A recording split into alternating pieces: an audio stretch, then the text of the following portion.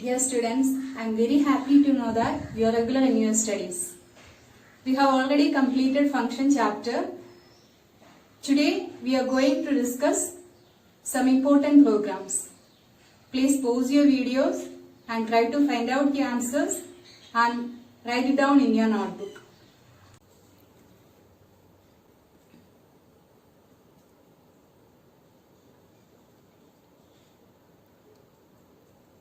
It start execution from the print statement, print power of 4.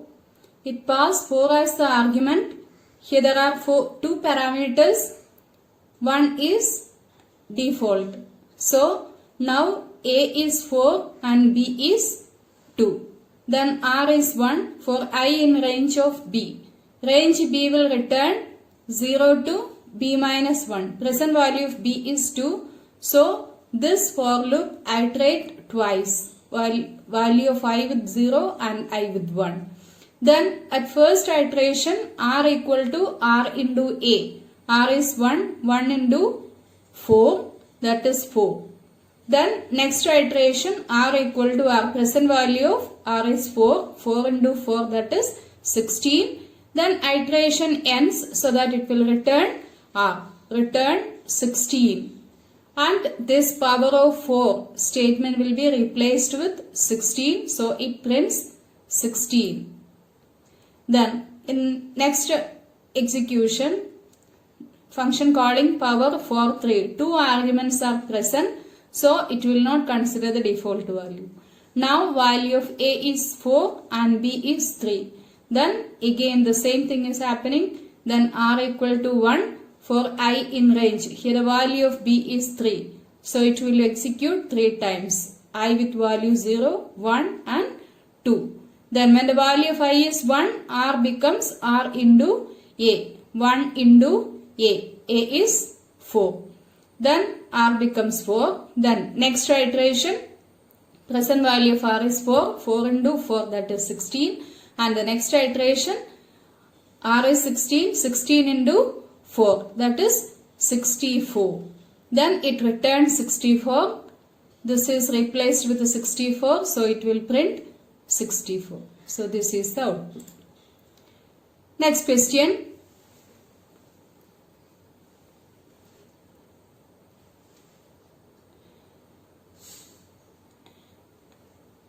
This is a function with the 2 arguments, and first one is a string and second one is a number.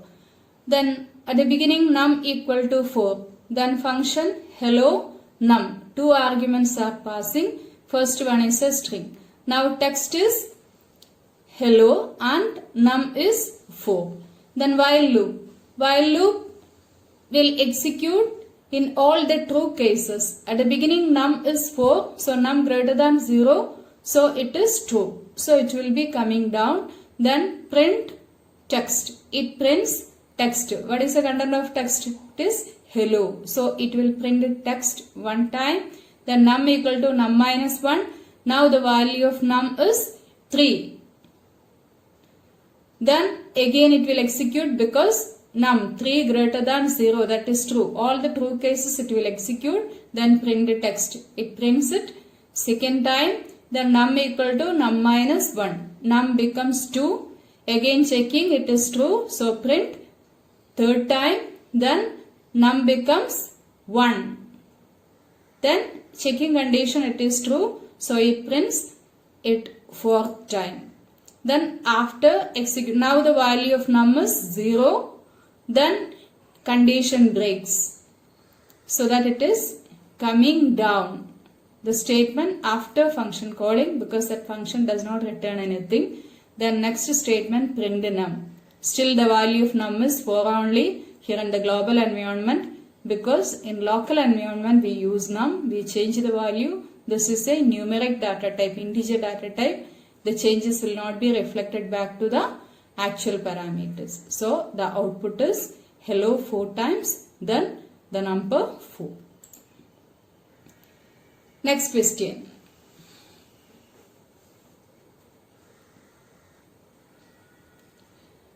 This is a function with a list. So my list content is 10, 20, 30. function mylist, function is calling, and this 10, 20, 30, this list is passing to the function. There the name is a list. And a list of 0 equal to 1. I change the value of 0th position. Then now the list becomes 1, 20, 30. And a list of 1, the first position, first index, then the value becomes 15. Now the list becomes 1, 15, 30. Then print a list. It will print 1, 15 and 30 there inside the function. Then it is returning. This is an empty return. If a function does not return anything, you can simply specify a return statement there. It will work. Then it is coming back. Print mylist. Print mylist means it will print the content of the mylist, but it is not printing 10, 20, 30. Why? Because lists are mutable. The mutable data types, the changes are reflected back in the actual parameters. Next question.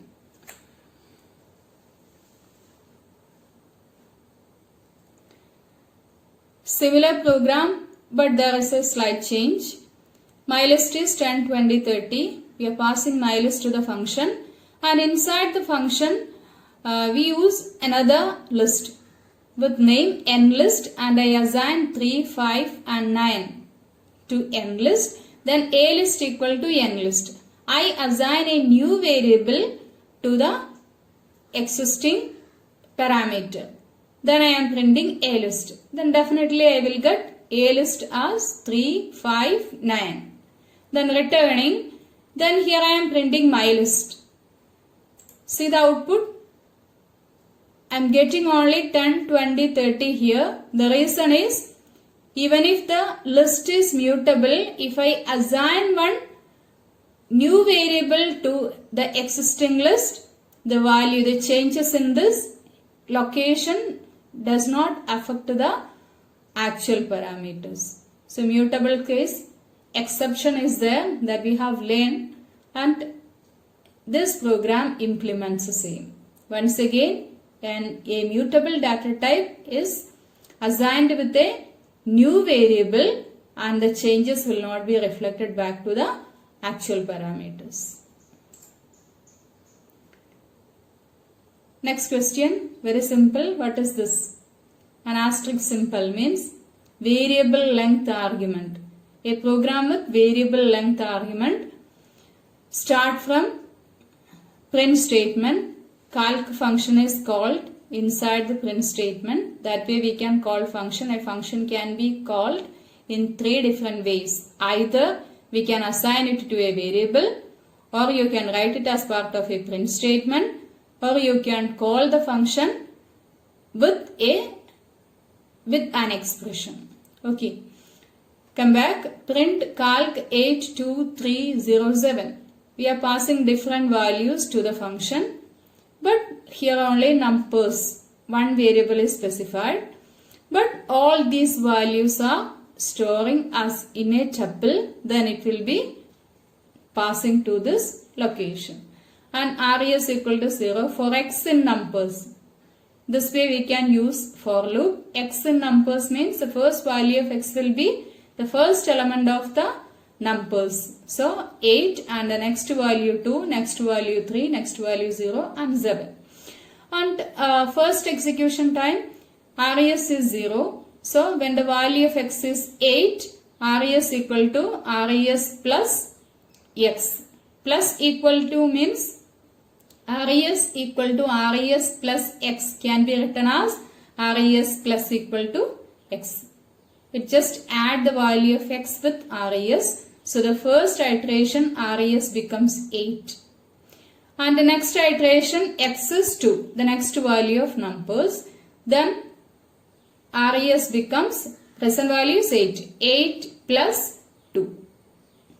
10. And next iteration, the present value of res is 10. 10 plus 3, 13. Next 13 plus 0, 13. Then 13 plus 7, 20. So the output will be 20. Next question. A function determine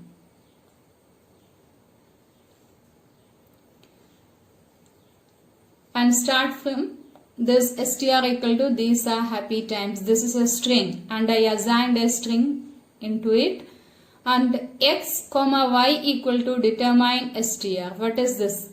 Two variables I used. This is a possible method. In Python language, you can assign return multiple values, and in return statement, while calling the return statement, you can assign it to different variables or a single variable.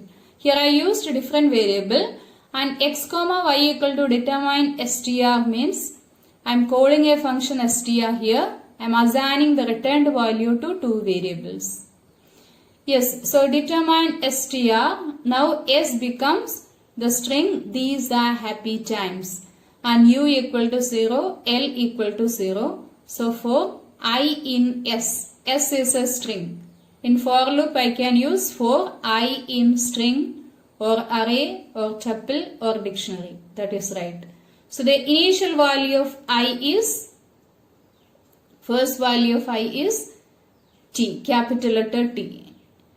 Then it checks whether capital letter T is isupper. Isupper is a string function that we have learned in 11th standard. Isupper is checking whether the present letter is an uppercase or not. Now it is right, it is true. So u plus equal to 1. The variable u initialized with 0, I increment the variable u. And elif will not work. Then it may move to the next iteration. The next iteration, the value of I is h, small letter h. It checks whether it is uppercase letter, no. So elif statement will execute. Elif I dot is lower. That is lowercase letter. So L is incremented by 1. So initial value of L is 0. Now L becomes 1. The same condition statements iterates till the end of the line. So next iteration it is E. I is E. Is upper is not right. So is lower is right. So L is incrementing. So this program will find out the lowercase letters and uppercase letters. At the end, L will have lowercase letter, variable is L. L may have the value 12 and U value 6. And see it returns L and U. It returned 12, 6. Then calling statement x comma y equal to determine. This will be replaced with 12 comma 6. Then this statement becomes x comma y equal to 12 comma 6. Now the corresponding value it will find out. X is 12 and y is 6. Lowercase letter equal to x, value of x is 12. Uppercase letters equal to value of y is 6. This is the output. Next question.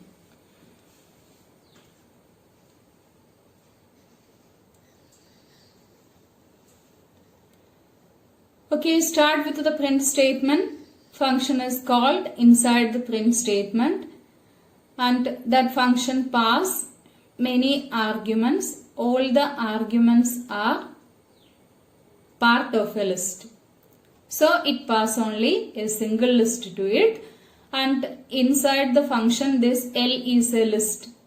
And I used another string variable and I assigned empty chords. That means this becomes a string, empty string. Enum is an empty string. Then what for this for loop? For n in range len of L. Len is a function which is used with a string or tuple or list. Len of a list will return the number of elements present in list. So what will be the output here? 1, 2, 3, 4, 5, 6, 7. 7 is the length of the list. So this statement becomes for n in 0 to len of L is 7. So range of 7 is 0 to 6. So n may have the value 0 to 6 in different iterations. So initial case, if n mod 2 equal to 0, first value of n is 0.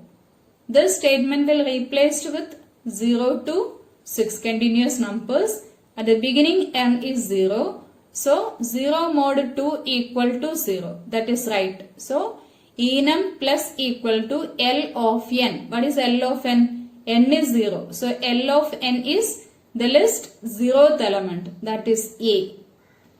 And another thing, enum plus equal to, if I am using plus symbol with a string data type, it just joins the same.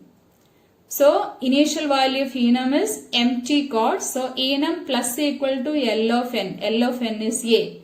So now our string enum becomes A. Character A. And next elif will not work. In the next iteration, n may have the next value, that is 1. Again checking 1 mod 2 equal to 0. Is it 0? 1 mod 2 is not 0, that is 1. So this is not true. This will not work. And next elif case, n mod 3 is equal to 0. It is not equal to 0. N is 1. 1 mod 3 is not equal to 0. So nothing will happen. It moved to the next iteration. Next value of n is 2. Again checking if 2 mod 2 equal to 0. That is right.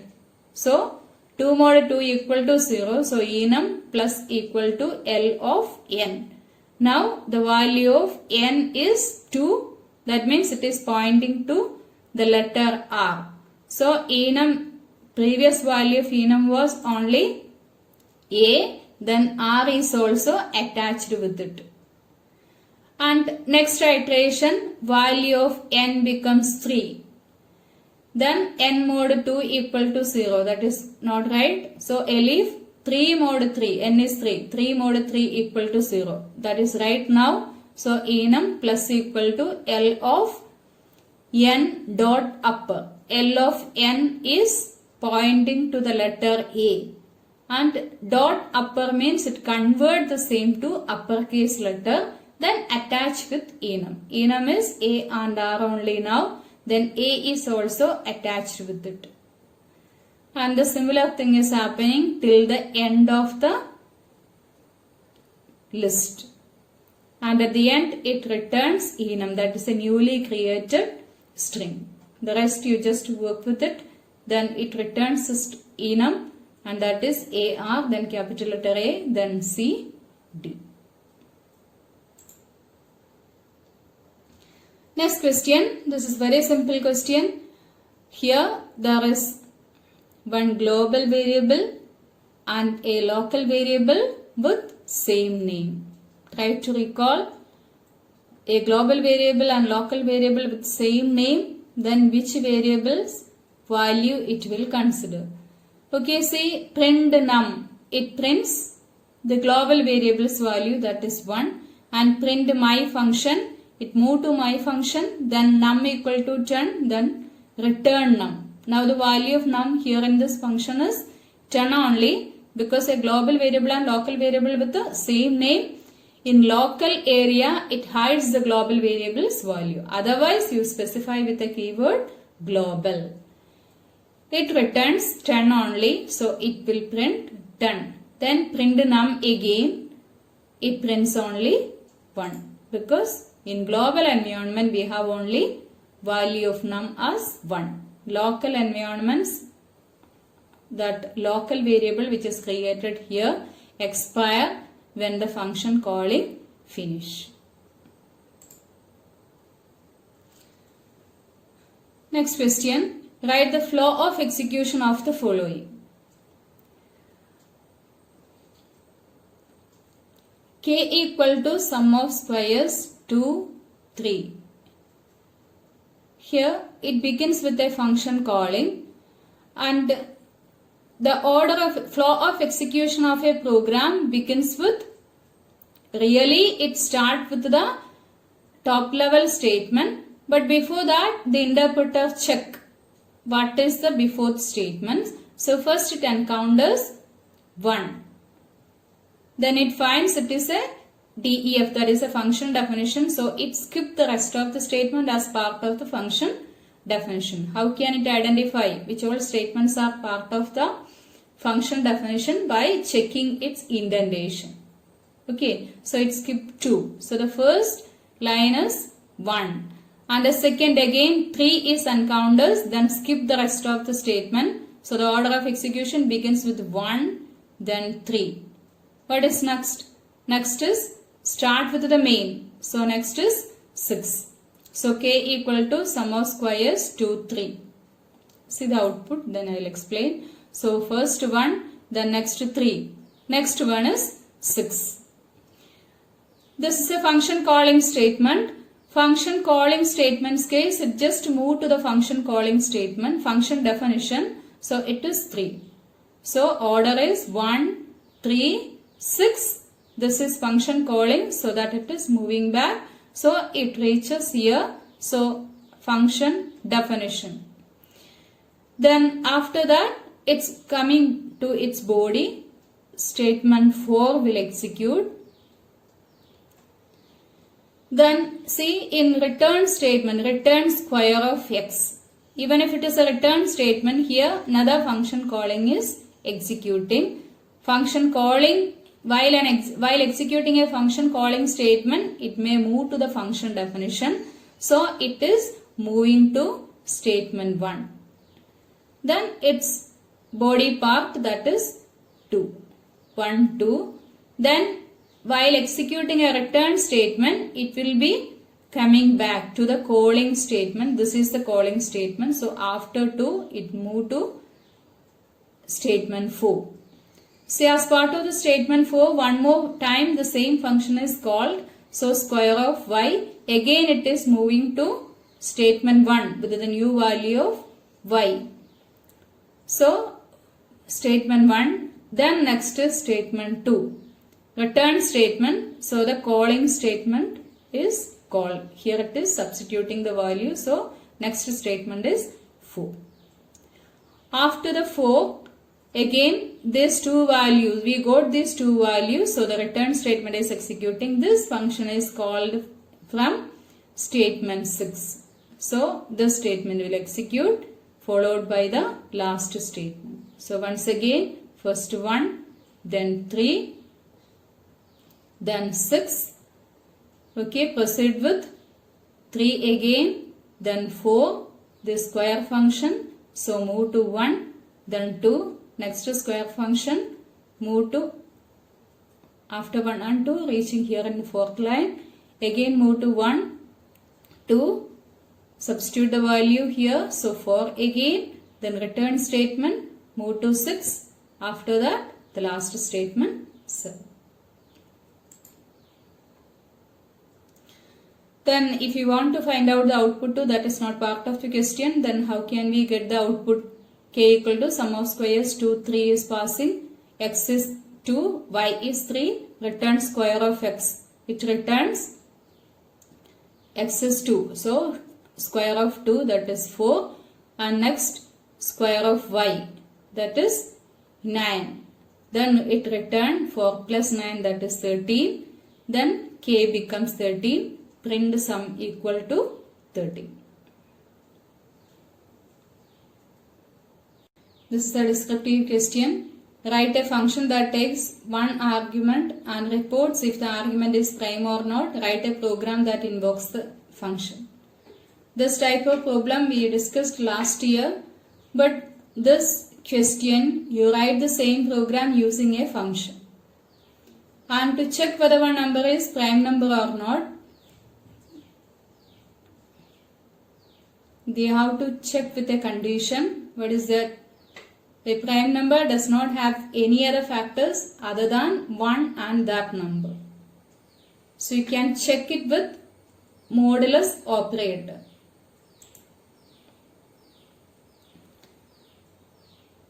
So at the beginning we enter the number a equal to int input, enter a number, then b equal to is prime a. This is a function calling. And I write a function to check whether this number is prime or not, and the function name is prime. I am passing a single argument. Now the value of n is a. And in this for loop, we are using to check whether this number has any other factors other than 1 and that number. For that, a range function is used. That range function is executing from started with 2 and ended with n by 2. I use an extra function in the here. This is to convert this number to integer data type, because while applying the modulus operator, it is a must to have integer data type only.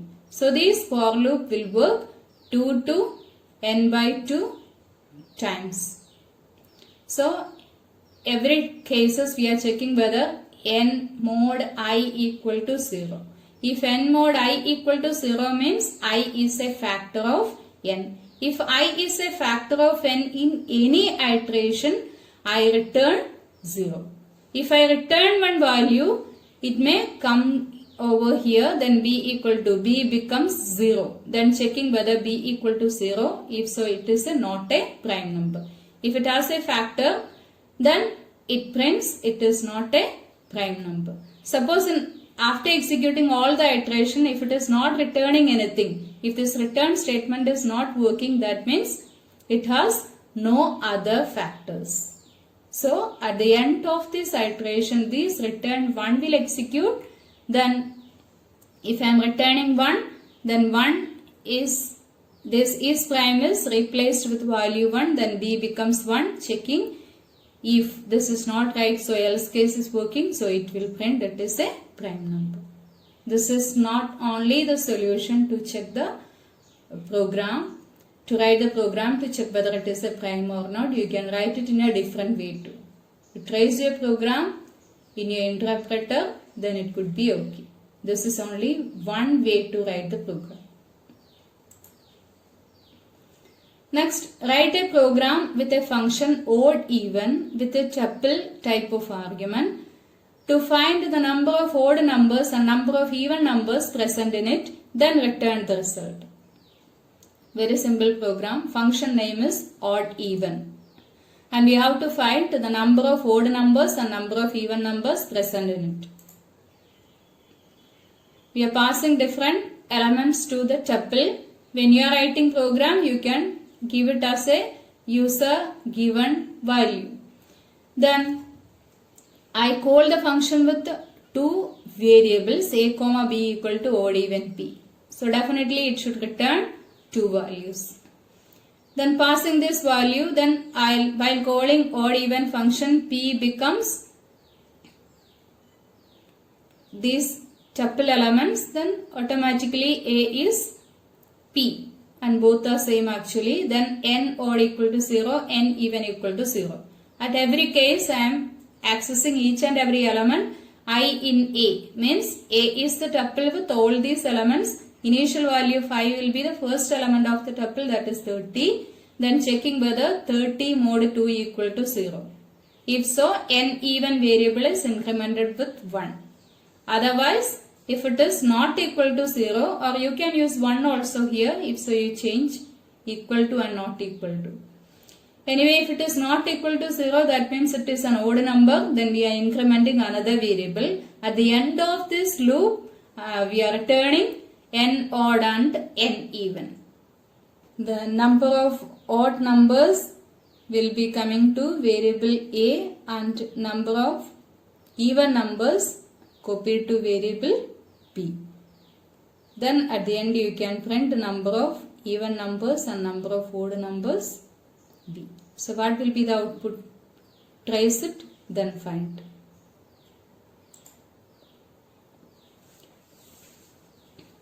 Next question. Write a program with a function change with a list as argument. Increment the elements if it is divisible by 10. Function name is change and we have to pass a list as the argument. Then increment the elements if it is divisible by 10. List contains all these elements, change p. Pass the list to the function. Then for I in range 0 to len of a. This is one method to write the for loop because we have to increment that particular location. So that we are using a range function here. We need to get the location. So initial value of I is 0. Zeroth content is 12. Then checking 12 mod 10 equal to 0. Is 12 mod 10 equal to 0? It is not 0. So if it is 0, then only we are adding that location's value by 1. So nothing is happening in case of 12. Then the next element it will take. Range of 0 len of A. Len of A will return 6. So range of 0 to 6 will return 0 to 5. So 0, 1, 2, 3, 4, 5. All locations value will get. Next location, next value of I is 1. Then A of 1 mod 10 equal to 0. A of 1 is 20. 20 mod 10 equal to 0. So what will happen? A of I, this location, equal to that location plus 1. So this location 21 will come. Then next value of I is 2. When the value of I is 2, checks A of 2 mod 10 equal to 0. A of 2 is 30. 30 mod 10 equal to 0. In that case, A of I, that is 10. I is 2 and A of I is 30. 30 equal to, that location equal to that location plus 1. It just increments. So that becomes 31. So it will proceed with all the elements. What if I case? It never change because this condition is not right. Next case also it will not execute. And the last case, this becomes 81. Then print P. The changes are made in the function definition, but the changes will be reflected back here in the program. So what will be the output in this case? 12, 21, 31, 45, 67 and 81. Next question. Write a program with a function count letters with a string argument and count and return the number of uppercase letters present in it. Function with a string argument. You find out the number of uppercase letters in a string. Passing a string to the function and count letters, function str is passing. And now A becomes good morning in the similar way. Then CNT is a counter variable for I in A. I in A means A is a string and I may have different values in different iteration. First iteration, the first value of A, the string A. So it may have G. Then checking whether I dot is upper. If it is uppercase letter, counter variable increment by 1. Again take the next value, that is O, small letter O. Then if it is uppercase letter, it is not uppercase letter, so the counter variable does not increment. So the similar thing is happening. At the end it returns the CNT variable and it is storing in variable C, then number of uppercase letters C. So how many? What will be the output? Find it out by tracing the program.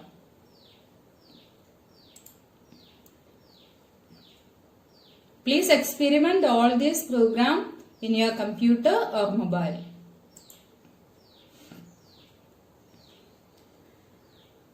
And the last question, draw the entire environment during execution of the program. That means you have to note down the local environment and the global environment. If there are functions, all the functions, local and global environment, you specify. This type of question also you can expect at the time of board examination. Board examination, mainly this section, you can expect a question for output prediction and this environment designing, flow of execution, then some theory questions too. Okay, shall we begin? A equal to 3, B equal to 5. These are created in global environment. Then K equal to sum of squares. That K is also created in global environment. So, A, B and K are in global environment. Then when I am calling this function sum of squares AB, it may reach here. Then a new function is defined. Then a local environment is created for sum of squares with two local variables x and y. Then n equal to square of x, square of y. Another variable is created in local environment of sum of squares, that is n. While returning n, all these variables expires. Then before that, while calling this function square of x, a new environment is created for square function with a local variable x. And here too the same thing is happening. Then these are the environment, global environment variables A, B and K. And local environment variable square function only x. And it expires when you finish the calling of that particular function. And next is a local environment for sum of square. There three variables are created.